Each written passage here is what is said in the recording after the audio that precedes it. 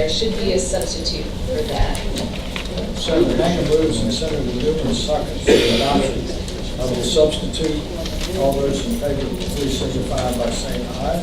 Aye. The substitute is adopted. Yes, ma'am, if you would be so generous to tell us what Thank your you, Mr. Chairman. substitute, let me finish, what the substitute does that the original bill did not do. What the substitute does that the original bill did not do is that it takes the mandate to compile a new resource by the Domestic and Sexual Violence Advisory Council. So it takes that mandate away and instead uses resources that we already have here in the state and deploys them more effectively and efficiently. So what it provides is that upon the issuance of these protective orders, the court will make available resources that we already have from the Department of Criminal Justice Services. Okay, so I think we can all start from the same shared premises that we want to make sure that domestic violence victims have access to resources in their time of need. Turns out there are a lot of resources out there, but they're not necessarily being deployed in the most efficient and effective way. And I think we can also agree that victims are most vulnerable at the time that they first obtain or when they obtain these protective orders.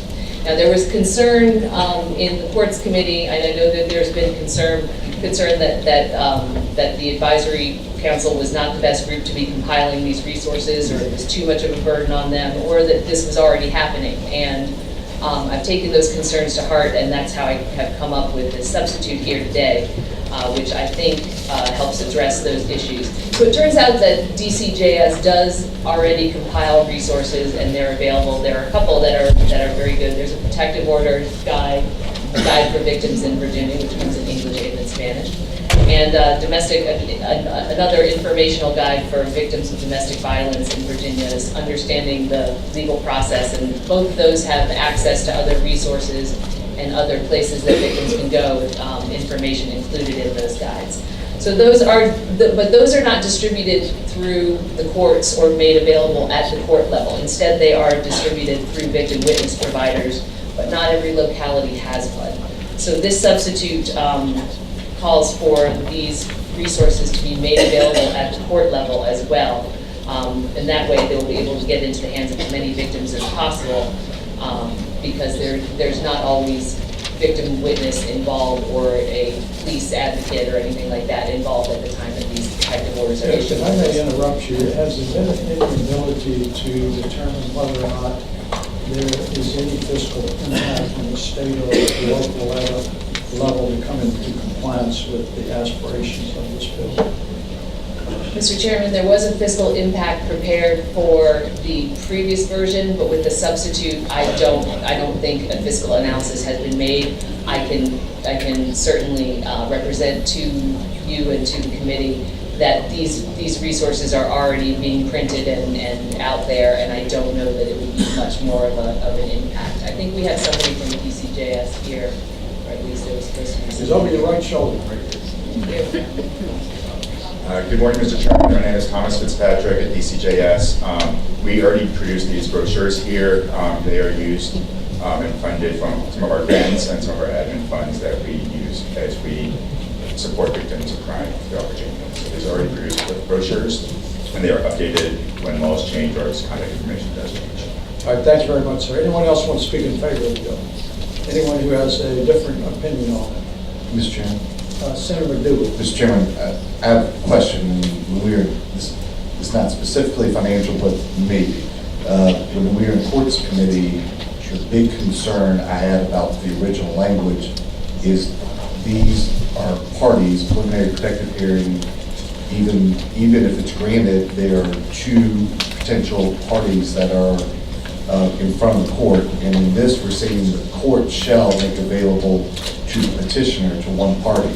I am very much in favor, having prosecuted a number of domestic violence cases in my previous life, making sure that these resources are available to individuals. But I do have some concern. The court is the one supposed to hear the case, be a non-biased adjudicator of the facts, but we're telling the court to provide enough, in essence, make a showing on one side. Would it not be better if we required DCJS to place all these, the publications that they're producing in each clerk's office around the Commonwealth, instead of putting it on the court? Shouldn't it be, that's the part I have, is requiring a judge, meaning the court, meaning the judge, to provide this. I'd be much more in favor of DCJS being required to provide these in clerk's offices. DCJS seems to want to share something with us. Thank you, Mr. Chairman. Just a clarification or question.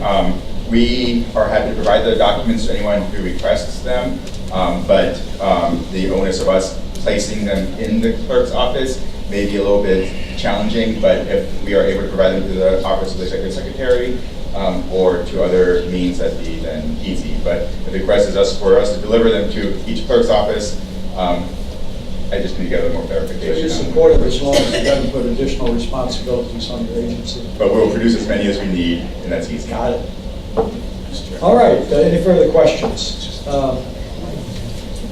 All right, ladies and gentlemen, the bill is before you. Mr. Chairman. Excuse me, Senator Newman. Yes, I sir. mean, I think it looks like a pretty good bill. I think we still have a fiscal impact. We don't know if he's going to pay or locality's going to pay, but I would put the clause in the bill, Mr. Chairman, that we can figure that out. But It's been moved and seconded that the contingency financial clause be put on Senate Bill 426. Any discussion? Hearing none, all in favor, signify by saying aye. Aye. All those opposed, and the contingency financial clause is put on the. Mr. Chairman?